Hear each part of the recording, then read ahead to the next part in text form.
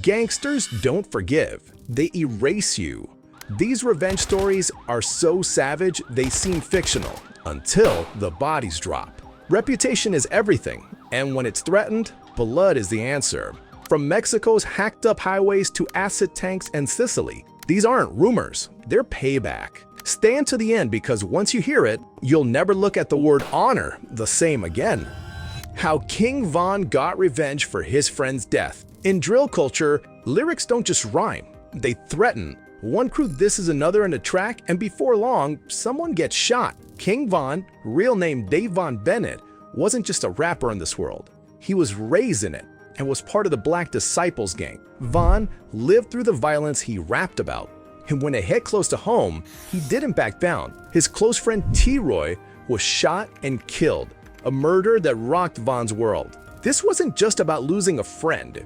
In their street code, it was a call to action. Von reportedly swore revenge. Not long after he got out of prison, police believe he found the men responsible for T-Roy's death and killed them. Just like that, Von became part of the drill legend. The rapper who didn't just rap about getting even, he did it. Von had already been arrested for murder once back in 2014, though he was later cleared. But that case proved something. He wasn't afraid to get violent. And in the drill world, that made him a hero to some. The sad truth? Von's story isn't rare. In Chicago, gang members are expected to respond to any attack on their crew or their territory. If someone insults your people, you grab a gun. If someone kills your friend, you go hunting. Failing to respond is seen as weakness. That's why, in this world, no one lets a law slide. The Sicilian Mafia. Sicilian Mafia doesn't forget and it never forgives. In the early 1980s, one of the bloodiest chapters in Cosa Nostra's history began, the Second Mafia War.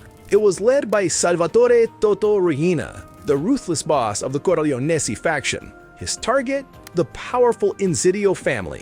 In 1981, Totuccio Insidio, head of the Insidio clan in Palermo, was gunned down.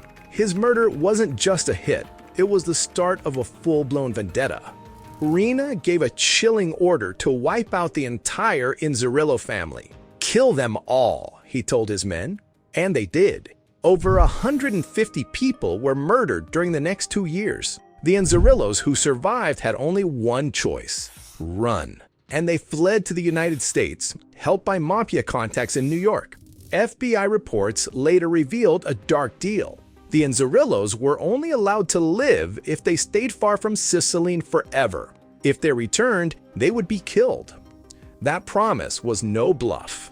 Riina had sworn to spill more blood if even one Inzerillo came back. The Sicilian vendetta is unlike anything else. It's not just about one murder, it's about family honor, revenge, and power passed down through generations. In this world, one killing leads to another, and the debt is never fully paid. When the mafia says blood must be repaid by blood, they mean it.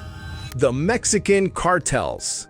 Mexico's drug wars have produced some of the most gruesome revenge acts ever seen. One of the deadliest was a 2012 massacre near Monterrey. 49 bodies. No heads, no hands, no feet. Just blood, bullets, and a message written in fear. What police found near Monterrey wasn't just a massacre, it was a performance of power. In 2012, police outside Monterrey, Mexico made a sickening discovery. 49 mutilated bodies dumped along a highway. Every victim had been decapitated, shot, and stripped of their hands and feet. A banner beside them blamed the Los Zetas, one of Mexico's most feared cartels. It wasn't just murder, it was a warning. Later, a captured cartel member revealed the plan was even darker. The bodies were supposed to be dumped in the town square during daylight. They wanted crowds to see the carnage. The killer chose the highway instead, but the message was still clear. Cartels don't just kill, they perform violence to show control. Acid attacks on traders and their families. The criminal underworld doesn't limit violence to rivals. They punish traders in the most horrific ways. You betray the mafia, your body might never be found. In the darkest corners of organized crime, acid isn't just a weapon. Leah Garofalo was once part of Italy's feared 'Ndrangheta mafia. But when she turned informant, her fate was sealed. In November 2009, she was kidnapped, forced into a truck holding 50 liters of acid, and tortured for hours. When they were done, they dragged her into a field near Milan and poured acid over her body until nothing was left. No bones, no trace. This brutal method, dissolving people on acid, isn't limited to Italy. Inside the Russian mafia, whispers tell of acid rooms kept ready for traitors. Cold, glass tanks, no mercy, no body. These aren't wild stories, they're warnings. Betray us, and you don't just die, you disappear. The Hells Angels. When outlaw bikers go to war, there are no rules, only bodies. The Hells Angels and Mongols didn't just trade punches, they hunted each other. And once the blood started flowing, no one could stop it. In the world of outlaw biker gangs, the Hells Angels and the Mongols are bitter enemies. Their feud exploded in 2002 at the River Run motorcycle rally in Nevada. Inside a crowded casino, fists turned to bullets. 3 bikers were killed on the spot. That bloody night triggered a nationwide FBI crackdown. But the clubs had already declared war on each other. In Alaska, police uncovered a shocking detail. The Hells Angels had put a $1 million bounty on the head of a Mongols member. From that point on, the war got personal. Ambushes, street fights, and revenge killings spread across states. In some areas, entire Mongols chapters were wiped out or absorbed by force. One message became clear: if peace wasn't possible, extermination was the next best thing. What began as retaliation turned into a biker civil war. The Yakuza ritual finger cutting. In the Yakuza world, breaking the code or disrespecting your boss can cost you a part of your body. Literally, the punishment is called yubitsume, a ritual where a gangster cuts off the tip of his own little finger. He places the separate piece on a clean cloth and offers it as a sign of apology and submission. This tradition goes back centuries. In the past, samurai who lost a finger could no longer grip their sword properly. In the Yakuza, it means you're weakened, you've lost your edge, and shown you can't fight back. It's both a punishment and a form of control. By losing part of his hand, the gangster becomes more dependent on his boss. He's tied to the group not just by loyalty, but by physical loss. And if he messes up again, another finger comes off, one by one. The pain is real, the message clear. No betrayal goes unpunished, even if the blood is your own. The Albanian mafia, intergenerational blood feuds, Jakmarja. In the Albanian underworld, revenge isn't a choice, it's law. One murder can destroy generations. Under an ancient code called Kalun, blood must be repaid with blood. If someone kills your brother, you don't wait for court, you take their life, or that of a relative. If you don't, you live in shame, or die in silence. Not just the killer. Any close male relative can become the target. To many Albanians, honor is tied to family and land. If someone dishonors your name, revenge is required.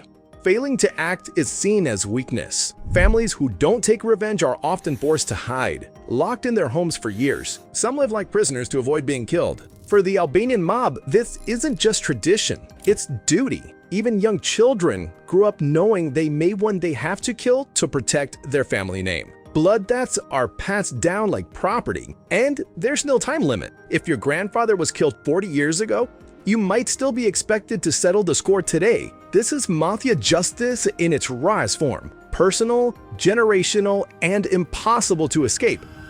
One man really brought down a killer for his daughter. What if the police gave up, but you didn't? In a world ruled by bullets and fear, one father hunted his daughter's killer with nothing but his mind. No badge, no backup, just love, grief, and obsession. This wasn't a movie.